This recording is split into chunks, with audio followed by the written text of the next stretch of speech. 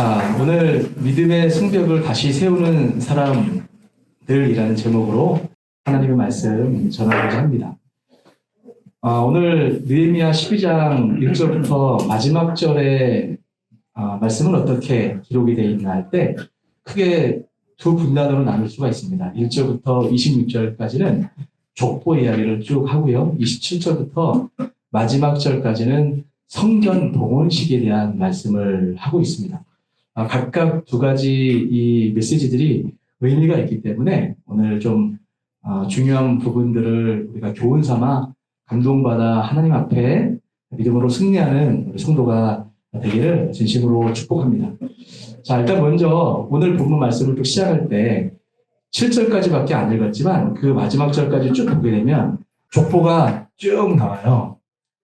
읽다가 또 족보야 하며 넘기고 싶은 마음이 들지요. 목사인 저도 설교 느헤미야를 한 장씩 우리가 보고 있는데 중간에 그런 생각들은 몇 번 했었어요. 이거 비슷한 말씀들이 계속 중복될 것 같은데 시간상 이걸 패스하고 그냥 중요한 부분만 하고 느헤미야를 끝내는 건 어떨까 생각을 했는데 말씀을 깊이 연구하고 묵상할수록 이거는 우리가 이 교회를 이전하는 상황이기도 하지만 꼭 그 목적만이 아니라 느헤미야에서 한 장 한 장이 다 너무나 의미가 있구나라는 생각이 너무나 좀 중요하게 다가와서 한 장 한 장을 끝까지 살피면 좋겠다 해서 오늘도 12장을 이제 좀 연구를 하면서 묵상을 먼저 했는데 또 많은 은혜를 받게 됐습니다. 일단 먼저 그냥 전혀 저와 상관없는 사람들의 이름을 쭉 읽는다면 그냥 넘기고 싶은 마음이 들 수 있지만 만약에 그 족보에 여러분의 조상들의 이름이 들어있다라고 하면 생각이 좀 다르겠죠. 예를 들어서 어느 누군가가 나와서 족보를 쭉 읽는데 저와 상관이 없으니까 아주 무관심을 하게 되지만 거기에 우리 집안 식구가 포함된다라고 하면 심지어 우리 아이들이 유치원에서 아니 초등학교에서 발표회를 하게 되면 우리 아이가 하기 때문에 참석을 하잖아요. 근데 우리 아이가 참석하지 않으면 안 가요. 이게 하물며 유치원에 있는 초등학교나 행사에도 우리 가족이 연관되면 관심을 갖기 마련인데 여기에 하나님의 이 이름이 나열될 때는 우리와 굉장히 연관성이 있는 사람들을 주님이 열거하고 있다는 겁니다. 자, 먼저 1절부터 26절까지 말씀은 어떤 이야기를 하냐면 고레스 칙령. 우리 지난 이틀 전에 역대하 맨 마지막 부분에 고레스 얘기 나왔죠. 고레스가 바하사 페르시아 왕이었단 말이에요. 그 왕에 의해서 70년 동안 세상을 통치했던 바벨론이 멸망을 당합니다. 멸망을 당하면서 이제 이 고레스라고 하는 그 왕에게 하나님이 감동을 일찍이 하셨죠. 감동을 하신 그 감동은 모든 페르시아 그 바벨론의 종살이를 하고 있었던 그 모든 나라들은 다 이제 속국 나라가 바뀌기 때문에 바벨론에서 페르시아 바사라고 하는 이제 절대 군주 나라가 바뀜에 따라서 원칙들이 바뀌게 되는 거예요. 모든 바벨론에 속국되었던 나라들은 다 자기 나라로 돌아가라 라고 하는 칙령을 선포하게 되는 거예요. 그래서 이제 이 바벨론에 70년 동안 포로 가운데 있었던 유다 백성이 예루살렘으로 속속히 이제 귀환한다고 하는 그 배경 가운데 1차, 2차, 3차에 걸쳐서 이제 컴백을 하는 사람들의 제사장 중심으로 이름들을 나열하고 있습니다. 이게 무슨 의미냐면 이전에는 총독 위주로 이름들이 나열이 됐다면 오늘 본문은 제사장과 레위 사람 중심으로 재편해서 1차 때는 누구 중심으로 보니까 1차 귀환 때는 예수와 시대 그 사람이 제사장이었어요. 그리고 2차 귀환 때는 그 아들 요야김 시대에 또 귀환자 명단이 나오고 3차 귀환은 엘리야십 즉 손자입니다. 이 계보에 따라서 각각 제사장들 레위인들의 이름들을 쭉 열거하고 있어요. 백성들을 열거했다라는 겁니다. 이게 어떤 의미를 갖고 있는가? 100년 동안 믿음을 이어온 사람들이다라는 겁니다. 그들은 돌아오게 된 그 이유가 이들이 해방운동을 하거나 어떤 독립운동에 열심히 있었기 때문에 돌아왔다기보다는 전적인 하나님의 은혜로 말미암아 돌아오게 된 거예요. 실제로 그랬잖아요. 그들도 물론 돌아오기를 열망했겠지만 돌아오게 된 결정적인 이유는 하나님께서 고레스라는 사람의 마음을 감동하셔서 고레스가 다 돌아가 라고 해서 유다 백성이 돌아오게 된 건데 결국은 그 배후에 누가 역사하고 있었다? 하나님이 역사하고 있었던 거죠. 그래서 돌아오지만 그 가운데에서도 하나님이 우선적으로 추려서 보낸 사람들이 제사장 중심의 사람들을 쭉 지금 나열하고 있습니다. 하나님의 은혜로 돌아온 사람들을 의미하고 있다는 겁니다. 자, 오늘 여기서 한 가지 중요한 포인트를 짚고 갈 필요가 있습니다. 이 이름들은 어떤 사람들이냐 할 때 이런 이름들인 거예요. 이름을 쭉 나열할 때 하나님 감사합니다. 이러한 사람들을 우리 인생 앞길에 먼저 보내주셔서 우리가 느헤미야가 맨 마지막에 돌아온 사람이잖아요. 일찍이 100년이 넘는 사람들의 이름을 쭉 나열하고 있고 이 느헤미야 입장에서 봤을 때는 이런 고백을 하고 있는 거죠. 하나님 감사합니다. 이러한 믿음의 선조들을 우리에게 보내주시고 그 자리를 잘 지켜주신 이런 사람들을 주셔서 감사합니다의 감사의 이유와 또 한 가지 감사의 조건은 그 사람들에 대한 감사의 마음이 있는 거죠. 아무개 저 믿음의 집안의 어느 분 저분들이 그 100년 동안 아무것도 없는 허허벌판 같은 이 예루살렘에 먼저 와서 얼마나 고생을 많이 했을까. 저분들의 그 헌신 덕분에 우리가 컴백을 성벽을 짓고 이렇게 이제 의젓한 교회로서 성전 국가로서 다시 시작을 하게 되는구나 라는 이런 감사의 고백이 지금 기록되어 있는 것이 지금 읽어내고 있는 사람들 명단이라는 겁니다. 그러니까 이것은 우리 신앙의 가정, 교회, 나라의 복음화도 먼저 돌아온 사람들 덕분이라는 것을 결코 잊으면 안 된다는 겁니다. 자, 오늘 설교 말씀을 통하여 우리가 좀 깨달아야 될 것 중에 하나가 믿음의 선조, 그 선조들의 믿음을 기억하라는 거예요.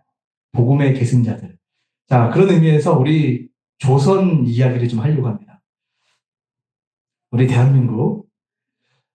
우리 대한민국의 조선 땅에 복음이 들어올 때도 참 어떤 하나님의 역사가 있었는가 할 때 복음이 처음 조선 땅에 들어올 때 먼저 믿음으로 돌아온 사람들이 있었어요.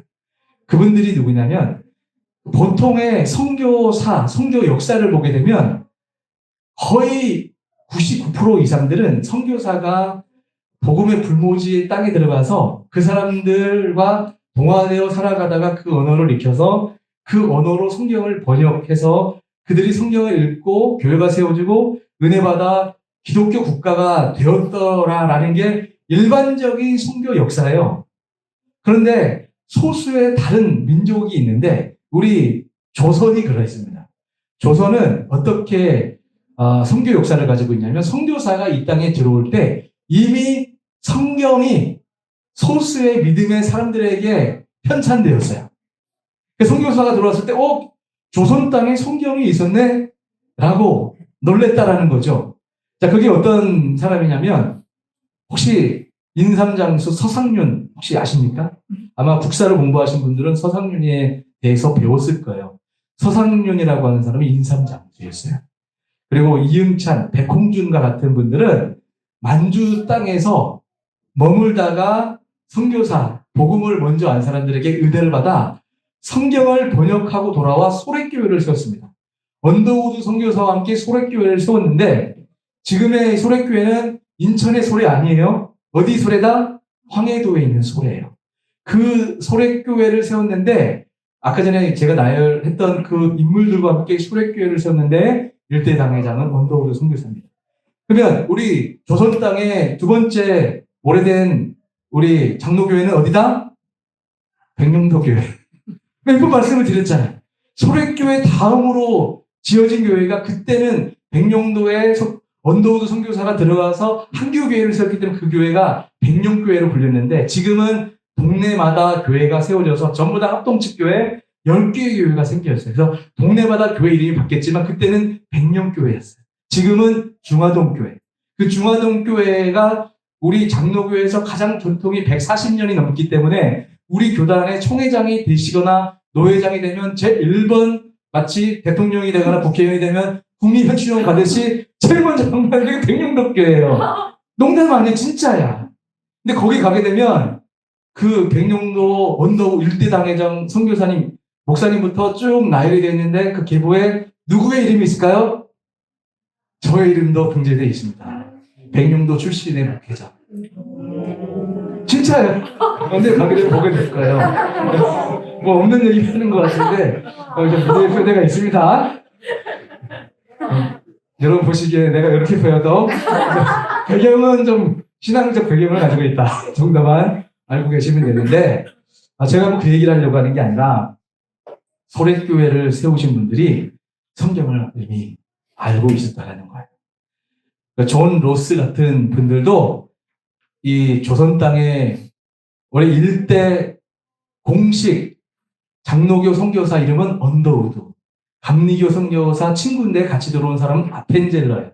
제물포항에 1885년도에 들어왔죠. 1885년도에 들어올 때 그 전에 존 로스 같은 사람은 이미 성경을 번역해서 역사를 했는데 그 전에 조선인들 중에 은혜를 받아 성경을 편찬한 사람들이 있었다라는 게 성경의 역사입니다. 우리 조선, 지금의 대한민국이 일제강점기를 지나고 6.25 전쟁, 보릿고개를 지나면서도 그렇게 믿음을 지킨 믿음의 선조들이 있었단 말이에요. 믿음의 선조가 있었기 때문에 이 지금의 우리가 신앙생활을 하기 좋은 이 상황 가운데 예배를 드리고 하나님 말씀을 들을 수 있고 이렇게 우리가 축복받은 세대가 되었다라는 겁니다. 가만 생각해 보세요. 자, 지금 느헤미야서가 쓰여졌을 때 역사를 거슬러 가면 140년 정도로 본다고 하면 우리 조선의 역사하고 비슷해.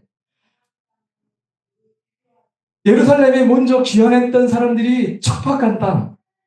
생각해 보세요. 70년 동안 바벨론의 포로로 싹 다 잡혀갔다고 제가 말씀을 드렸죠. 금요일날 설교할 때도 북이스라엘은 아수르에 의해서 이미 흔적도 없이 나라가 흩어져 버렸어.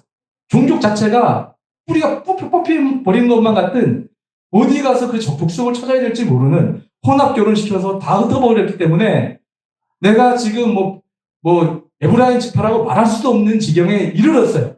그런데 하나님이 이게 은혜라고 말할 수 있는 거죠. 유다 지파는 좀 더 오랫동안 아수르와 대치하면서 버텼는데 결국은 아수르는 바벨론에게 멸망을 당했죠. 100여 년 정도 시간이 지나서 이 바벨론이라는 나라가 얼마나 강력했는지 유다가 버티지를 못하고 히스기야 넘어서 요시야 넘어서 금방 속국이 되죠. 바벨론에게 멸망을 당합니다. 그래서 70년 동안 종살이를 했다. 여러분 우리가 일제 치하했던 그 시간의 2배 시간을 유대인들은 바벨론 포로로서 70년 동안 있었던 거예요. 그러면 언어가 상실되었고 그 지금 성경 말씀 우리 느헤미야 8장 볼 때 살펴보았죠. 히브리 성경으로 율법을 에스라가 낭독할 때 이 사람들이 그 말을 잘 이해를 못한단 말이에요. 그러니까 레위인들, 제사장들, 성경을 읽을 줄 아는 사람을 통하여 아람어로 이제 통역해주는 사람들이 존재해야 할 정도로 정서와 신학이 이미 무너져 있는 그 상태에 여러분 누가 예루살렘으로 가겠습니까? 옆에 있는 나라가 호시탐탐 나의 목숨을 노리고 있고 언제든지 노략당할 수 있는 그곳에 가기를 꺼려하는 그 상황에 지난주 살펴봤던 것처럼 믿음을 가지고 먼저 헌신했던 사람들, 그 사람들 때문에 지금 100여 년이 넘는 시간 가운데 지금 역사를 반추해 보니까 저분들의 그 결단과 저분들의 믿음이 있었기 때문에 우리가 이렇게 서 있구나라는 그 믿음의 고백이 오늘 리스트에 나오는 사람들이란 말이에요. 그러니까 여기서 우리가 무엇을 배워야 됩니까?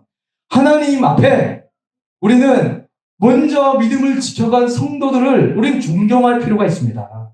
우리 권사님 집사님을 비롯해서 먼저 믿는 분들이 정말 믿음 앞에 하나님 앞에 그 자리를 지켜주시고 계신 데는 굉장한 겸손과 우리를 향한 애정과 사랑들이 있었기 때문에 우리가 이 자리에 있다는 것을 꼭 잊지 말고 그분에 대한 존경의 마음을 우리는 잊지 않는 것. 이것이 기독교인으로서 마땅한 삶의 태도여야 된다는 것을 가르쳐주고 있습니다.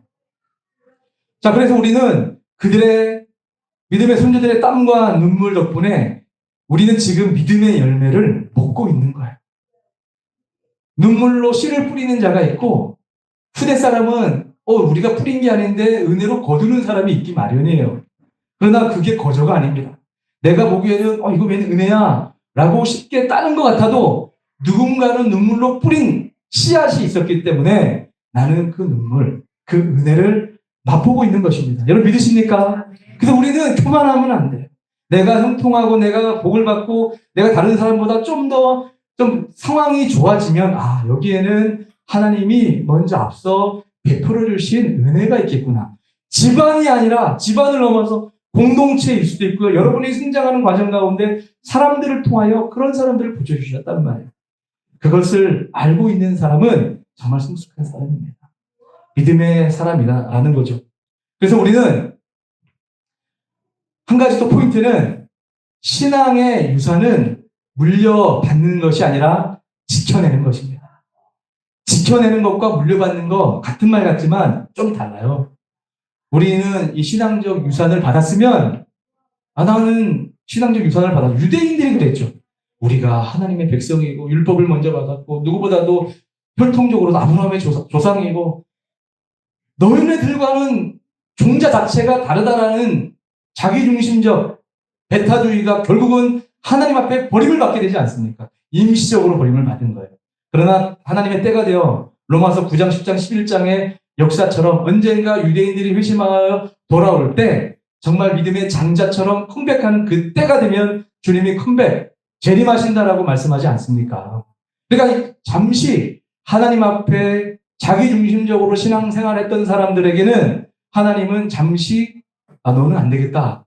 잠시 깨달을 때까지 다른 사람들을 들어줄 수도 있다라는 좀 경각심을 갖게 돼요. 우리는 교만하지 말고 나에게 주신 신앙의 유산을 물려받은 데서 그치는 것이 아니라 이것을 믿음의 계승을 해야 되겠다. 더 나아가서 내 후대 사람, 나 자녀들뿐만 아니라 내 후배 사람들이 우리를 보고 나를 보고 믿음의 도전을 받게끔 하는 그 단계까지가 믿음의 성숙함이다라는 것을 우리가 좀 살펴보았으면 좋겠습니다. 하나님의 율법책을 듣고 언약을 새롭게 했어요. 다른 말로 하면 주님 앞에 새로운 결단을 했다는 거예요. 그래, 우리가 믿음의 이런 유산을 받았구나. 이렇게 믿음의 조상이구나. 이렇게 은혜 받기 적절한 상황 가운데 상황을 하나님께서 열어주셨구나. 이제 내가 해야 될 것은 하나님 말씀 앞에 순종하고 믿음의 백성답게 살아가는 것밖에 없다. 결단을 했다라는 겁니다. 이러한 은혜가 오늘 예수원교회 성도님들 가운데 있기를 주님의 이름으로 축복합니다. 자, 두 번째 포인트는 성벽 봉헌식에 대해서 좀 살펴보고자 합니다. 자, 27절 이하로 넘어가면 드디어 성벽 봉헌식이 나옵니다. 근데 여러분 우리 알 필요가 있어요. 성벽은 이미 7장 때 완성이 됐거든요. 그러면 바로 7장 후반이나 8장의 성벽 봉헌식을 먼저 할 법했는데 왜 12장에 되어서 했을까? 자, 그것을 우리가 찾아볼 수 있는데 먼저 오늘 본문 12장 27절, 30절까지가 좀 중요합니다. 이거 같이 좀 읽어볼까요?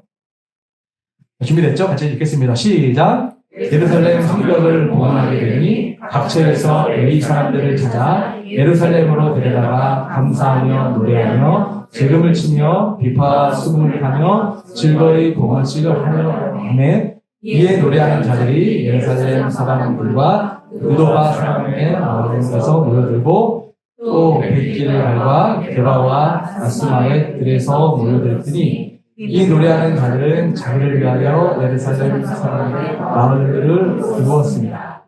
제사장들과 레위 사람들이 몸을 정결하게 하고 또 백성과 성문과 성벽을 정결하게 하니라.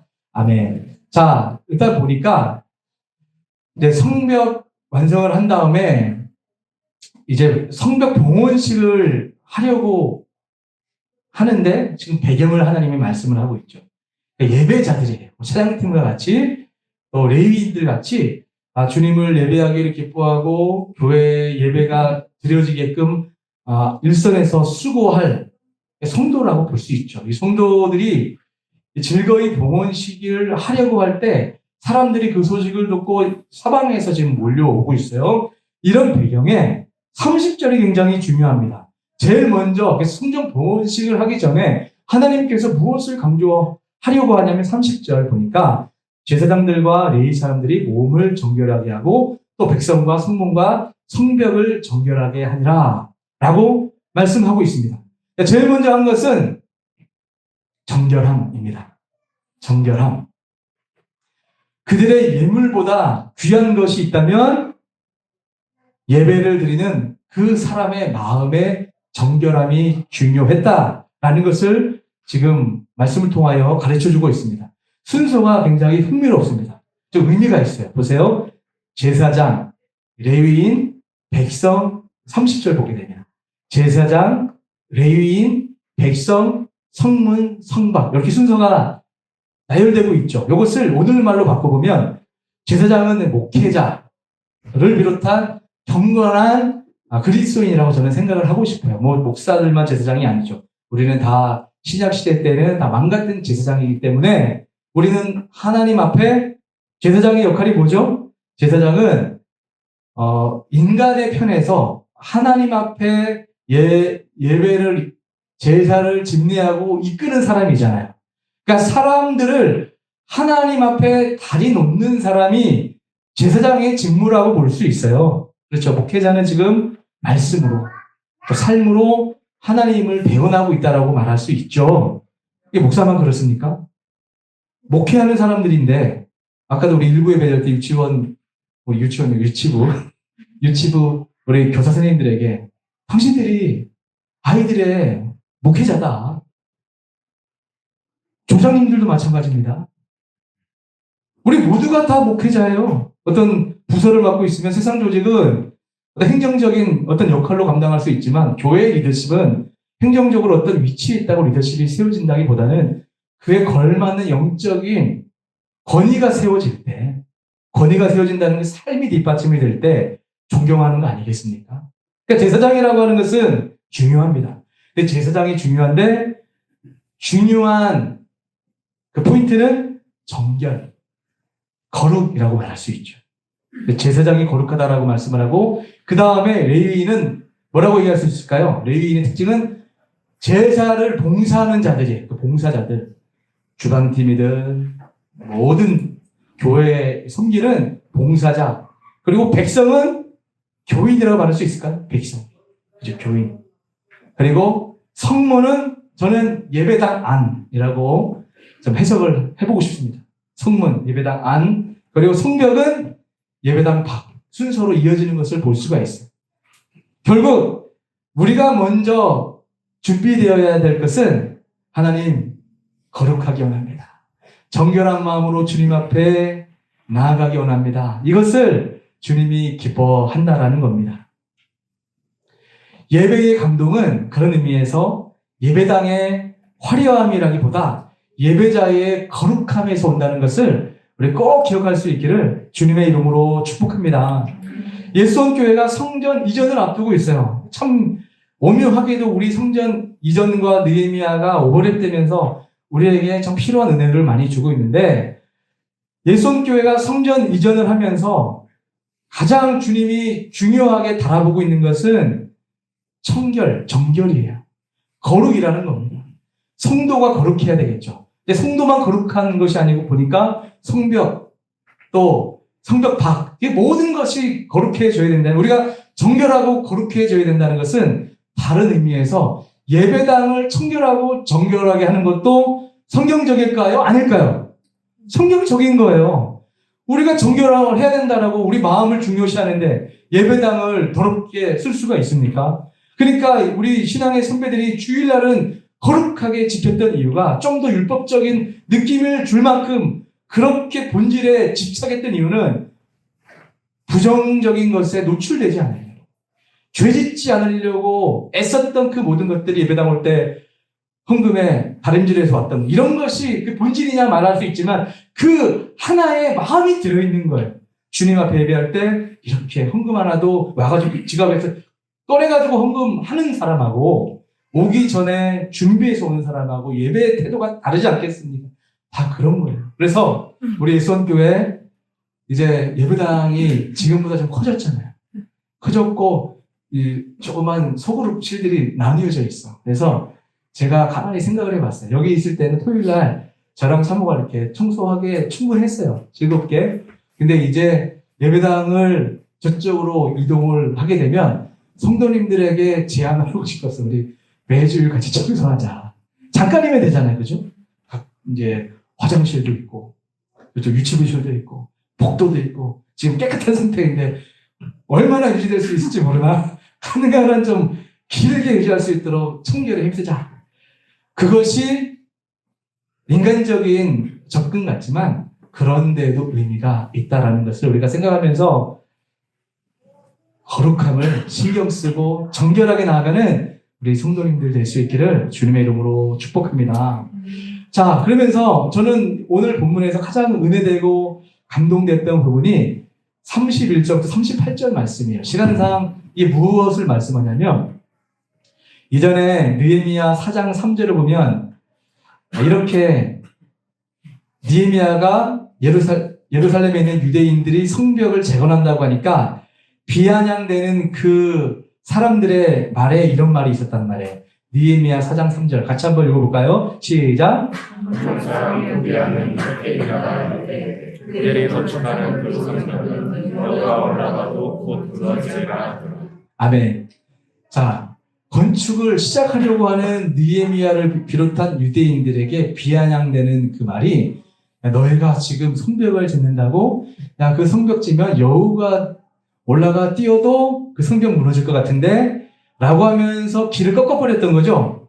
이런 일이 있었어요. 그럼에도 불구하고 느헤미야와 우리 유대 백성들은 열심히 성벽을 재건을 했습니다.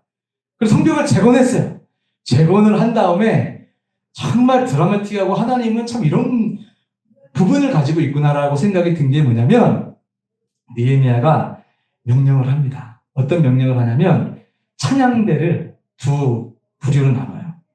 그러니까 성벽이 완성이 됐단 말이죠. 그렇죠? 3km 정도 된다 했잖아요. 그러니까 이 성벽을 한쪽으로 방향으로 가게 하고 또 한 부류를 이쪽 방향으로 가게 했어요. 만났겠죠.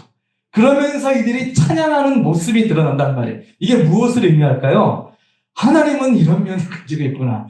조롱했던 그 원수 마귀들 앞에서 봤지? 뭐 여우가 뛰어놀아도 무너진다고 이 수많은 사람들이 서 있어서 예배를 드려도 거뜬하다라는 이 아름다운 모습을 우리 하나님이 보여주는 이 장면을 상상해 보니까 이 느헤미야를 비롯한 유대인들의 이 뛰는 가슴, 설레는 마음, 하나님을 향한 그 애정이 얼마나 뜨거워졌을까라는 생각이 들게 되었습니다. 결국 조롱의 자리가 찬양의 자리로 바뀌는 것을 볼 수가 있습니다.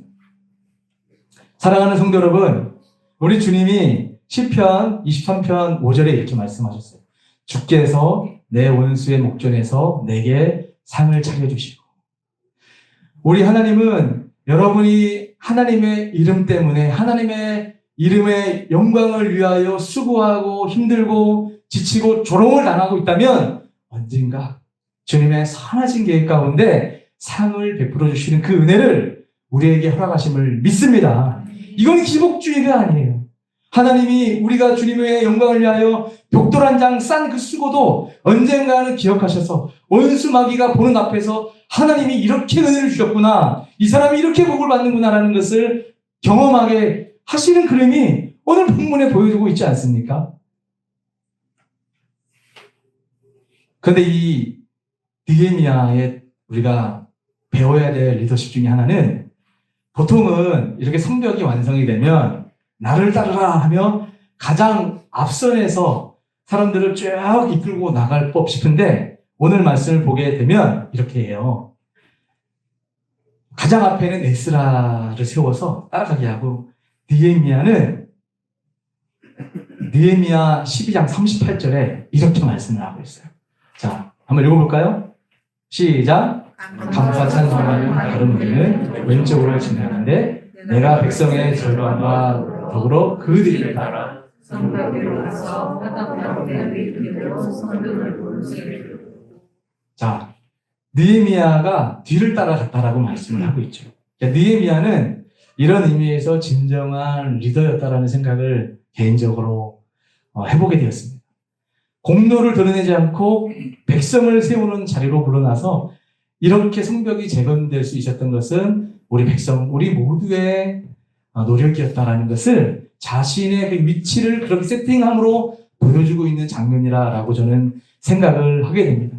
저는 교회의 진정한 리더는, 진정한 지도자는 빛을 비추는 자가 아니라 빛을 비추게 하는 자다라고 생각을 합니다.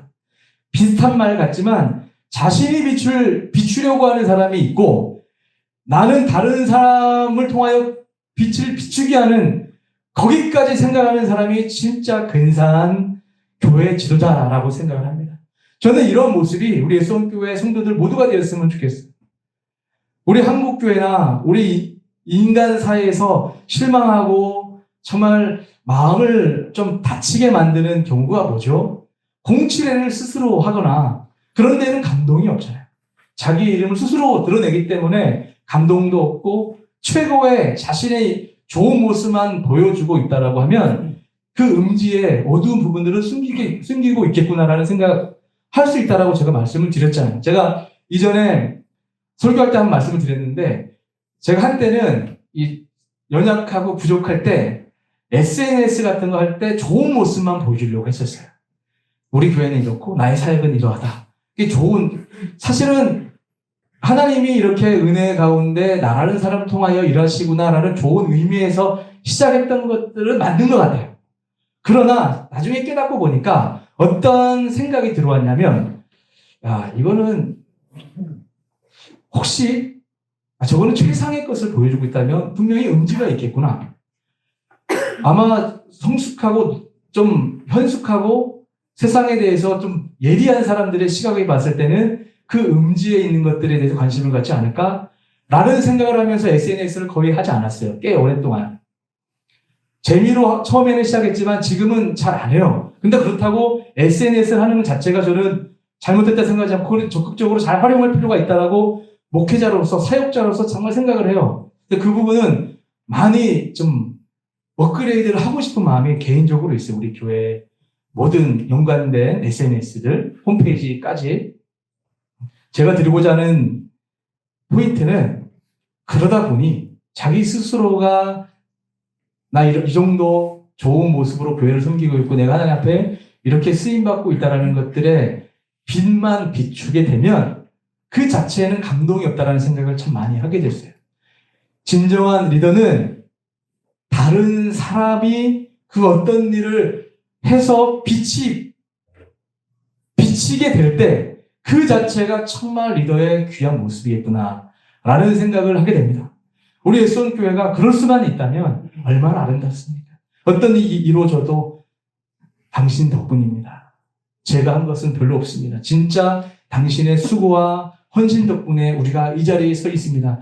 이렇게 얘기가 돼야지 이게 사실은 내가 남모를 수고로 이렇게 된 거야 라는 식의 마음을 갖고 있으면 결국은 그것은 드러납니다. 마음 가운데 어떤 모양이든지 그 모습은 드러날 수 있다고 생각을 하면서 빛을 비추는 자가 아니라 빛을 비추게 하는 자, 느헤미야의 모습이었다는 걸 생각하며 우리 예수교회가 그러한 교회가 되기를 간절히 소망합니다.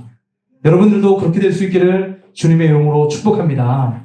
자, 마지막으로 43절을 보니까 예루살렘의 웃음소리, 이렇게 성벽 봉헌식을 하며 찬송소리가 가득할 때 43절을 보니까 하나님이 이렇게 기록하고 있습니다. 자, 같이 한번 읽겠습니다. 13절 시작.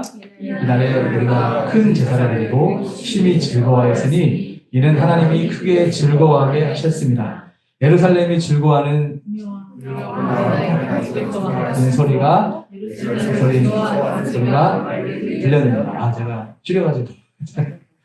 자, 여기 보니까 큰 무리가 제사를 드렸어요. 그러니까 심히 즐거워하죠. 이는 하나님이 크게 즐거워하게 하셨습니다. 자, 여기에 중요한 포인트가 있죠. 우리는 다 즐겁고 싶어요. 우리가 예배 가운데서 은혜 받고 싶어요. 항상 은혜가 풍성한 공동체 예배가 되기 원해요. 그러나 크게 즐거워할 수 있는 것은 그 시작이 주어가 내가 아니라 하나님이 즐겁게 하셔야 즐거울 수 있다는 것을 가르쳐주고 있고, 자, 보세요. 예루살렘이 즐거워하는 소리가 멀리 들렸느니라 라고 되어 있죠. 예루살렘 밖에 있는 사람들이 보기에, 야, 예루살렘에 저 백성들이 그렇게 즐겁대, 저렇게 행복하대, 쟤네들은 뭐가 좋아서 저렇게 즐겁게 찬송하고 감사할 수 있을까? 이렇게 고백을 하고 있는데에 저는 이런 상상을 해보았어요. 그리고 정말 이건 성경적으로 본질적으로 맞는 거예요. 여러분, 전도도 마찬가지입니다. 전도는 여러분, 우리가 전도해야 됩니다. 하나님이 부르셨기 때문에 전도해야 됩니다. 전도의 필요성을 알아요. 그런데 우리가 전도의 생활이 안 되는 이유는 내 마음에 기쁨이 없어. 교회를 다니는데 예배의 기쁨도 없고 성도의 교제의 기쁨도 없고 내 삶의 즐거움이 없는데 하나님이 어떤 명령, 율법주의적으로 전도는 해야 되니까 전도한다고 전도가 되겠습니까? 어느 정도의 조금의 역할은 할 수 있을지 모르지만 진정한 전도는 삶으로서, 야, 저분은 왜 저렇게 즐거울까? 아, 예수원교회 듣자니 너무나 즐겁다던데. 저분들은 뭐가 이렇게 행복하면 한번 모이면 아침부터 밤늦게까지 돌아가지 않고 밥 먹고 카페 갔다 또 저녁 먹고 또 카페 가고 뭐 저럴까? 왜 모이면 헤어지지 않을까? 막 이런 것들이 사실은 좋은 일이에요. 즐거우니까, 함께하는 기쁨이니까. 그게 교회 다움이라는 말이죠. 근데 안 되는 교회, 안 되는 공동체 특징이 있어. 모이면 싸우고, 모이면 갈등하고, 모이면 찢기고, 상처나고. 안 되죠. 거기에는 뭐가 영적인 문제가 있는 거예요. 오늘 우리 예수원교회는 하나님이 즐겁게 하시고 앞으로도 크게 즐겁게 하실 일이 많이 있음을 믿습니다. 그러면 이것은 너무나 단순한 거예요. 오늘 말씀을 기억합시다.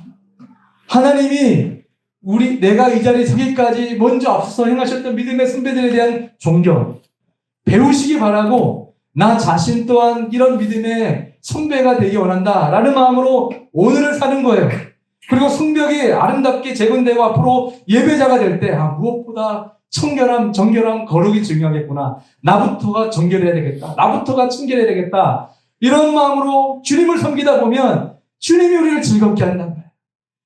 세상이 줄 수 없는 참된 평안을 우리를 만족해 합니다. 그러면 세상이 부럽지 않아요. 부귀영화, 그런 거 부럽지 않습니다. 하나님 한 분만으로 충분히 감사하고 같이 아이들 키우며 우리 함께 나이 들어가는 거예요. 그게 교회 생활인 거예요. 알고 보면 그냥 사는 거예요. 신앙생활이라는 것은 별거 없어요. 반복적인 거예요. 예배드리고 또 무너지면 또 예배당 와서 또 같이 용기 얻고 힘을 얻고 용기가 되어주고, 그것이 교회임을 믿습니다. 그 믿음으로 우리 살아가는 성도님들이 될 수 있기를 축복합니다. 질문 하나 드리고 싶어요. 당신의 신앙의 성벽은 무너져 있지 않습니까? 그렇다면 오늘 이 시간을 통하여 하나님께 감사합시다. 그리고 믿음의 선배들에게 감사하고 오늘부터 자신을 세우겠습니다. 노아처럼 120년 동안 방주를 지을 때 저 미친 영감, 무슨 지금 이 광야 같은 이 사막에 배를 짓는다는 저 망령된 행동을 할까? 조롱의 소리가 있었지만 노아는 의인이요 당대의 완전한 자라. 그는 하나님과 동행하였습니다. 하나님과 동행하며 비웃음 소리 가운데서도 하나님과 함께 걸음을 걸었을 때 120년이 지났을 때 노아 가족 말고는 다 멸망을 받을 때 노아 때문에 우리가 지금 살아있는 거예요. 믿습니까? 그렇게 우리 당대의 의인답게 믿음으로 살아낼 수 있기를 주님의 이름으로 축복합니다.